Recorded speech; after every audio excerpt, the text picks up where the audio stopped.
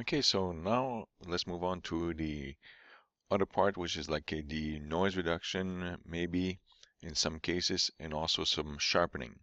I just selected this photo just to show you maybe like we'll see some cool effects in this sense, but it's just that also mind you that in these videos I show you the basic things you can do, but there's so many ways and so many different ways you can do the same thing, and also there's a lot of stuff that you can do with your photos, especially with Photoshop. It's endless. In this one, there'll be another thing that I'll show you later on about like the cropping as you're going to see.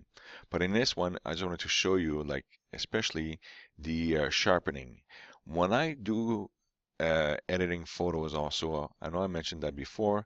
If you press on the Control J and Command J onto your keyboard, it creates a duplicate or yeah, it creates a duplicate of the bottom layer or this layer that was before. So the reason why I'm doing this because I'm gonna do try some noise reduction in this one. There's not much noise in this one. I don't think so. So I'll do sharpening instead. But just to show you in case like if you want to do some noise reduction, is that you can go to the filter, go to noise and reduce the noise, like over here, and you can actually like there's some dust and scratches you can play with those, but I think like the healing brush does a way better job than that. Okay, and then you can play with the strength and all if you're gonna look at that, and you can look at your picture. I would highly recommend that make sure that you do take a spot that has a lot of dark where the shadow is. So I don't think there's much kind of sharpening you can do in the, or not sharpening, but the noise reduction to this one. Okay, I'll just bump it up like really drastically. We do is the color and the reduction. Boom, let's see that. I don't think there's too much difference in this one. So if you go to preview and then after, yeah, so therefore there's not much. I'm gonna go in here and just show you right away to the filter, and you want to go to sharpen, and it's like unsharpen mask if you want to, and that's what kind of weird name, but that's what you can do. Okay, so I'm gonna just look at the actual rock right in front of you here. That's what I want to see, and I want to see the water. So in here, depending on what you're going to be, like I'll show you that sharpening also when you do the portrait. So you'll see that again, okay? But if you start to increase this, when it's a natural object or it's yeah, an object like a car or details of jewelry or something like that, you can bump that pretty high. So that's one thing that you can play with and just look at it and see what's going on with your picture, okay? Before and after. So now you can see what I was talking about a few videos ago. This is like sometimes you take a photo and it looks really sharp. Well, it looks sharp. It looks really good, probably into your small screen in the back of your camera, okay, on the LCD. But then when you bring it back to Photoshop or you bring it back to your computer, you start to see like, well, there is what I call, you see that onto a lot of the Google Plus community that I write. It's kind of like it's a fuzzy focus. It's just like a just soft focus we couldn't call. So therefore, it was not really crystal sharp, probably because your shutter speed was not high enough, and also like maybe you didn't take the time to really put your camera onto a tripod. So therefore, you kind of get that like soft focus.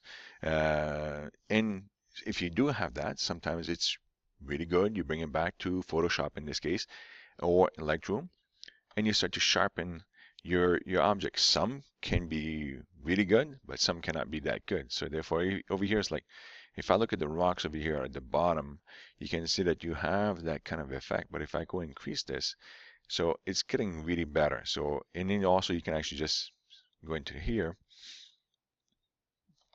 and look at the before and after.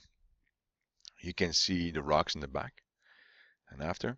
And then yeah, that looks pretty good. And let's really, and then I would say to you, always go to the extreme to see what do you much prefer. So if you go before and after, now the trees are starting to lose that effect. But I think like the trees, I would actually do a mask later on, maybe onto this because I want the rock to be really sharpened. So if I go preview and then that, I much prefer that. And I would actually, maybe I'll do that later on to show you how to do the mask and remove that effect from the trees. So this is how you do it, and you can actually play with the radius if you want to. It's up to you. Some of the radius, like, yeah, as you can see, uh, usually the one radius is probably the one that I always going to keep it at that. I rarely bump that up for the photos that I take. Some people do other kind of photos and they can do that, but not for me. So I'll press OK. So that would be the sharpening and the noise reduction. So if you want to see the before, so you can see that kind of fuzziness now. You didn't notice that before maybe, and now you can see like, oh, this is sharper. And then comes to the last part just onto this video. Uh, Here's a cool way, like, or a great way to see when you do the cropping of your photos. So over here, if you remember, the brightest part is where people will look. So obviously this is really bright, and it doesn't help at all what is going on. Like, this is really nice place. Okay, so if I go to the crop tool, and I'm just going to select the entire photo. Oops, I got the restriction onto that thing, so I'm going to actually clear it and just go like that. Select all. And if I go like this, let me see if I want to just remove the entire top of this thing. Just concentrate onto this part over here and make it look like pretty good. So I'm going to, and then obviously like this one would be more like for your Google Plus community or Google Plus account that you want to put onto the actual photo on top, or your Facebook and all this. If you want to print it, you would actually have order a special print in this case. I'll press enter, and now you can see that, wow, that's a completely different photo from the before and after. So if I go back, okay, you can see that this is what it is, what you had, and if I go back to step forward, this is what you have after. So that's really cool. And by the way, in this case, let's go into this guy and just go into this and just bump it up a little bit even more. Okay, just slightly. So it's going to become over here way better. And if you can just burn in that part. There we go. So that's more for me, my flavor, I would say. Okay, so that will that's the basic of these things.